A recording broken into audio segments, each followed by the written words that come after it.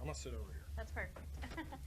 All right, we're going to roll into our post-race coverage here for today's Quick Trip 250 presented by Jockey here at Road America. We've now been joined by Randall Burnett, who's the race-winning crew chief.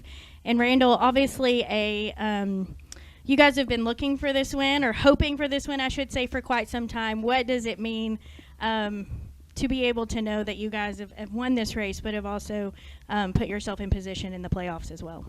Well, I think, it's a pretty big deal for us, RCR, everybody at ECR, to finally get that win for Tyler.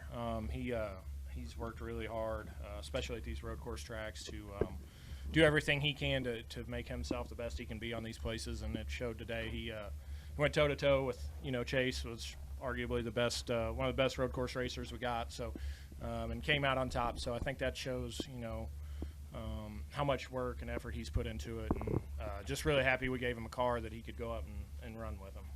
All right, we're going to go to questions for Randall. If you have one, raise your hand. We'll get a mic to you. Who would like to kick us off? Okay, Lee.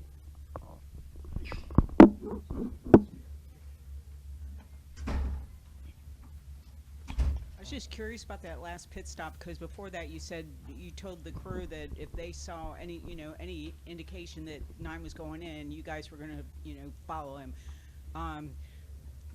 Because we're down here and you guys were up there, the way the camera looked, it looked like Chase almost cut you guys off. I'm just kind of wondering what that moment was like, because we really didn't have a good view from it from in here. I know you did where your pit box was. Yeah, so we both didn't have the greatest stops at the end of the race.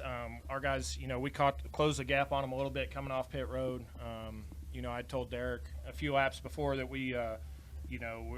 we're within our window, and if we saw the 9 come to pit road, we need to at least come with them. We were talking about trying to maybe short pit them a lap, but didn't want to put ourselves right up against the window too, in case a caution would come out. So we had a big enough cushion, and we were close enough to Chase to see what he was going to do. So it just kind of worked out. A bunch of them had peeled off the lap before, and I think that kind of forced both ours and the 9's hand to be like, okay, now we're in the window. We've got lap on fuel on most everybody else that's already pitted. It's time to get in here and do it. So like we said, we followed them down, and we got to jump out of the pit box and kind of got out, and it looked like Chase was kind of a little slow getting out of his box and tried to get out in front of him. It was just a good race off pit road. We definitely allowed us to close the gap up to him and put a little bit more pressure on him for sure towards the end of the race. You want to get an opening statement? Yeah, I will. Okay, and now we've also been joined by race-winning owner here, Richard Childress. And Richard, you've been a longtime supporter of Tyler, obviously bringing him on board at RCR several years ago, but fighting for that first victory in the NASCAR Cup Series. What does it mean to know that that has been accomplished today? It's great to see Tyler Reddick in winner's circle. It wasn't a matter if he was going to do it; it's when they were going to win. That's what we kept telling them. Had a couple of meetings, all of us, and been talking about what it's going to take to get us in winner's circle. And that's not beat yourself and be solid, and that's what these guys did today. They did that. And when you beat Chase Elliott, you beat one of the best.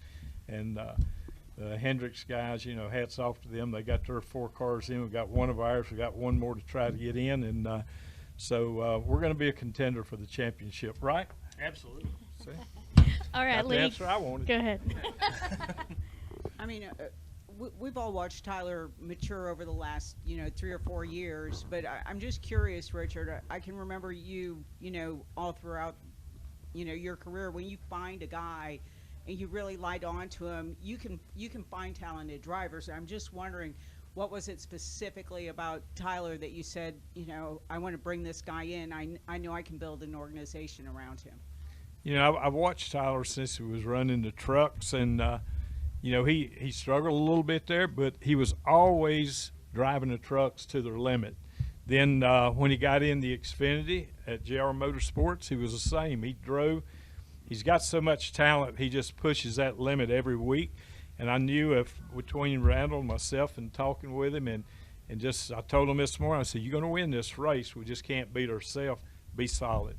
I think I told y'all that on the radio when the race started. So I was just proud of what these guys have done and accomplished, and it's been a huge team effort. And have our engines today out there running like they were, the HCD engines, Hendricks and I are working together to develop it. Really made me feel good. All right. Additional questions? Okay. Daniel? Daniel McFadden, front stretch. Randall, 2 questions for you. First, would you have guessed that your first Cup win and Tyler's first Cup win would come on a road course? Well, not originally. I wouldn't think that, but like I said, Tyler's worked really hard over the past couple of years at these road courses. When he got to us in 2019 on the Xfinity side, he's like, "Man, I hate road course racing. I'm not very good at it."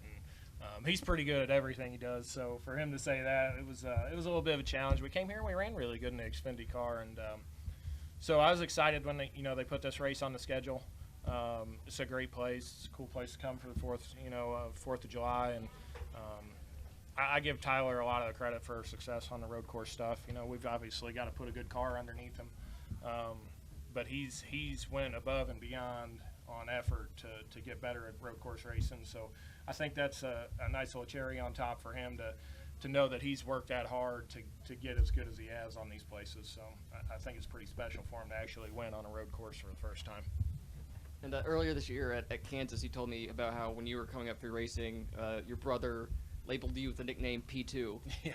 After all the times you play second. So now you're finally P1. Yeah, that's nice. I can finally go to my brother and tell him he can't call me P2 anymore. So that comes from me racing late models and finishing runner-up all the time in the late model stock deal. So it's kind of funny. They labeled me that throughout the years, and of course we finished second with Tyler I think 5 or 6 times now, so they give me a lot of trouble for that. So it's finally really good to break that. All right. Steve, up here. Todd come so close to that first win so many times, so many near misses. From your perspective, from your history, when a guy finally gets over the hump and gets that first win, how much of a weight can be lifted off his shoulders just in terms of future progress from that point forward? Yeah, I think he said it well when he was talking about Tyler putting the effort in. He does work really hard at it. Both drivers work really hard. I was going to bring them over and talk to them like we did here, and just sit down and talk some. I knew this would be a good shot he had of winning this race, and he was over to road course at Charlotte on the go-kart track practicing. And so we talked a little bit up here this morning. Everything's we knew what we could do here to get it right. And as far as being nervous at the end of the race, 4 or 5 laps to go, I said, we just don't need a caution. Then with 2 to go, I guess it was, the 3 blew a left front rotor, went down to coming into 5, and I said, oh, here we go again. Here's that caution. But he was able to get off and go straight, so saved the day for us. All right. We have a question up front, please. Nick from Speed Sport News. Randy, this is for you. Just obviously both 3 road courses this year, 3 first-time winners. It's commonplace out here. I think 3 or 4 Xfinity winners out here have been first-time winners. Why do road courses seem to produce more first-time winners? That's a great question. I don't know that there's a specific reason for it. I think a lot of it's circumstantial, like how the cautions fall, how your pit strategy falls. Today's race, we obviously didn't have really any cautions except the stage caution, so it was pretty straightforward. We came in with the game plan that we had felt like we were far enough out in points that if anybody else had won, we were going to be in a whole lot of trouble. So we came in and we elected not to take any stage points. We called the race aggressive to try to give ourselves track position. We said that in the truck. We all talked about it. We're like, we came here to win, and that's what we're going to try to do today. So we called the race that way, and I think Sonoma's the same way. The 99 did similar thing there, and obviously the race at Coda was pretty crazy at the end with Ross, and so I don't know. I don't know why road courses produce a lot of first-time winners. I don't know. I enjoy road course racing. I like it. I think it's a lot of fun. I think especially with these next gen cars, it's a lot of fun for these guys with big brakes and everything that we got on these things. All right, Dustin, go ahead. Dustin Albino, JC.com. Randall, Richard kind of hit on it, but the hub failure by the 3, what was going through your mind when you saw a team car have that issue? Well, a lot of teams had saw some issues with some cracking in the rotors, this, that, and the other. NASCAR allowed us to change rotors if we thought necessary. So everybody took a look at the rotors. I know the Free had a little bit of problem with theirs. This place is a little tricky, and we're still learning a lot about the braking system on these new cars. So it's a little bit tricky in the fact that the straightaways are so long, and then at the end of them, there's such a high braking zone or high pressure on the brakes to get woed down for the next corner, especially at like into 1, into 5, and into Canada corner back there. That it kind of shocks the rotors, and sometimes you'll see when they have a big heat change at a rapid pace, they'll sometimes crack a little bit. And we saw a little bit of that in practice, and I was a little bit surprised we didn't see a little bit more of that in the race, actually. So fortunately for ours, we looked pretty good in practice, and I wasn't overly worried about it, but there was definitely some teams that had some issues. All right, Dustin. Do you have a question? Yeah. Right behind you. Oh, a couple things. Hey, Randall, first off, I'm sorry, Dustin Long, NBC Sports. When you talk about aggressive in terms of pit calling, I know like your last 2 stops you guys followed Chase in, so that in one sense that was easy. I know the first stage you went in a lap early. So when you're talking about aggressive, what do you mean by in terms of aggressive calling? Because it seemed like kind of shadowing the 9, which at that point seemed like the play. Well, so we got to be in the first stage. We had fell far enough back that the time that we need to get on pit road and get to the commitment line is about 5.5, 6 seconds here. So from the time, behind the leader at that point. So we had fallen just behind that, the first stage. So that's what made us pit, 3 laps instead of 2 laps from the end. We were close enough at the second stage. We were within, I think, 4 seconds at the end of that one. So we were able to pit with them. So, just shorten the stages. Some guys stay out for points, things like that. That's what I meant by calling it a little bit aggressive. But here I think it was pretty straightforward. You're going to have to do that right off the bat. The pace fall off wasn't near as bad as it was last year, I don't think. So it kind of leaned towards doing that, short pit in the stages to try to keep your track position when the caution came out. And for both of you, I know the saying is, what doesn't kill you makes you stronger. And, I'm sure, those runner-up finishes were great finishes, but it's not those wins. And there have been some tough times, admittedly, in the last few years. What got you through?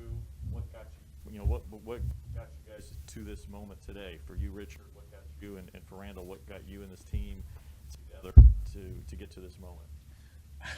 I think a lot of hard work by a lot of people, honestly. We've worked hard up at RCR, worked hard with this next gen car, getting it off the ground in our shop, and we've put a lot of effort into this deal and worked really hard up there. We got some great people up in the shop. We got ECR engines. They're huge help for us, and I don't know. I think just everybody carrying their weight and pulling together and pulling the rope in the same direction. I think it's come a long way since I've been there. I started there in 2017 on the Xfinity side, and I think the 8 team and the 3 team work together about as good as any teammates I've ever seen. A lot of support there between the 2 teams, so that's something special to have, and I think it helps us grow our company. Yeah, I think he hit on about everything. I think it's just never give up, never quit, keep digging, and I think that's what we all did. We all keep about it, talking about winning and be able to win here is it's just a feather in the hat to everybody at RCR and ECR. And what does it mean to Richard, to get the win, get in the playoffs, get that potential for extra bonus money for down the road with the way the charter system is, and just all the things that a win means for an organization, and be able to get that for the first time in a couple of years? I think this win puts the 8 in the chase, and that's what we put a lot of effort into this race, because we knew this would be the race that we knew he could win. I told him this morning he was going to win. Right. Yep. And we were able to pull it off and get into chase. We're not just wanting to get into chase. We talk about being a contender for the championship, and I think we can. I truly think that we will be a contender for the championship when we get into it. Now we got to get to 3 in, so we got to put a lot of effort there. All right, Dave, did you have a question? You're all good? Okay. We'll come back. Oh, okay. We'll go Daniel, Nate, and then we'll come over here. I have one for each. Richard, I think going back to like Ryan Newman's final win with you, like the last 4 RCR wins have been like really last minute pit strategy calls, or the Daytona 500, which was a last lap incident. This race, you guys went out, you took it convincingly, it was yours. Does this feel different than those last batch of wins that this team has earned? Yeah, I think anytime you go out and beat the best, it feels good. And like I said earlier, to beat Chase, he's won how many out of the last how many? He's won a lot of the road courses, and to be able to go out and beat him, I think that gives us a lot of more strength going into the Chase. And I think it's when you drive and you go out there and you beat them and you win the race, that's what you got to do. And Randall, what was it? I think was it you who told Tyler over the radio, I think maybe 7 laps, something like that, like out the windshield, don't look in the air. Was that you? It was Derek. But yeah. I was talking to Derek on too, trying to keep him calm, and Derek Nealon does a great job on that. As he's our spotter. He does a really good job. Him and Tyler work really good together, and Derek does a good job with Tyler, like helping him manage, traffic, helping him manage everything, especially when he was leading like that. So. Just letting him know, hey man, you got plenty of pace here. Like the 9s, he's using his stuff up behind you, trying to get to you, and he's using it up, and just trying to keep us cool with him. And Derek does a great job with that. But over the years, like, what have you found? What kind of coaching does Tyler respond to the best in these kind of high tension scenarios?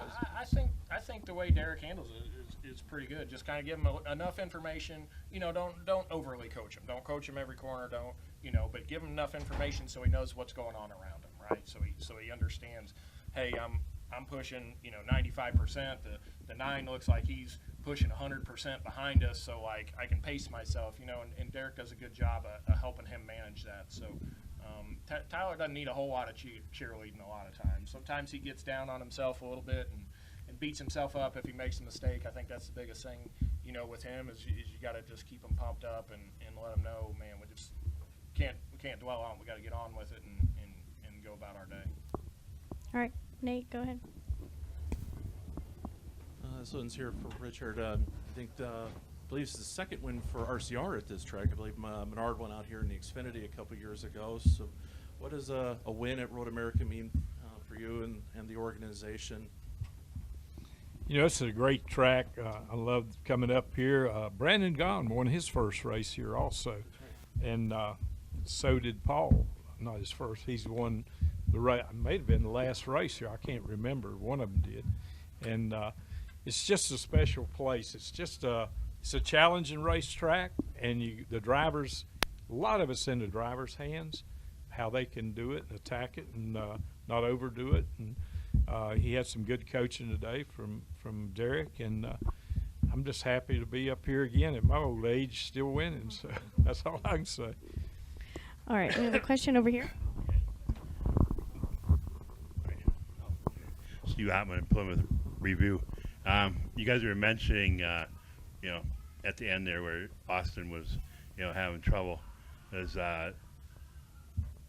Tyler kind of owe Austin one for pulling off? No, he doesn't. He just did what he had to do. He'd have got off, but we just didn't want to see a caution. And we talked to him earlier. Him and the 14 and 2, and it was about 5 of them back there racing and beating and banging. He got knocked off. So 19 knocked him off in the corner over here. I said, oh, here we go. Here's a caution. So he gathered it back up. So they had a good race. And we won. That's what counts. All right. Well, Richard, before we let you go, one final question. I know the sponsor on Tyler's car today is a newer one to RCR, but what does it mean for when sponsors can get their first win as well? To Justin Turney right here, he's the owner of 3 Chi. And for us to get NASCAR to let us bring in, it's a Delta 8, correct? It's I just asked for some a while ago. I had a back operation. My back's bothering me. So I'm going to use it tonight. And to be able to bring a company in, whole new category to racing, and to be able to have 3 Chi on the car on our first win with Tyler, how to go down in history. And we made history by bringing and Justin reaching out and taking a gamble on us, and I think at Indy, you've seen us at Indy's where we talked, that's where the company's out of, and to be able to bring a win for them and to let people know how important to have them in our sport is a big win for all of us. Well, for Randall and Richard, congratulations again on this victory. I know you guys will enjoy this one, and we thank you for spending some time with us as well. Thank you. You can ask Thank you, guys. just about any kind of questions you want to.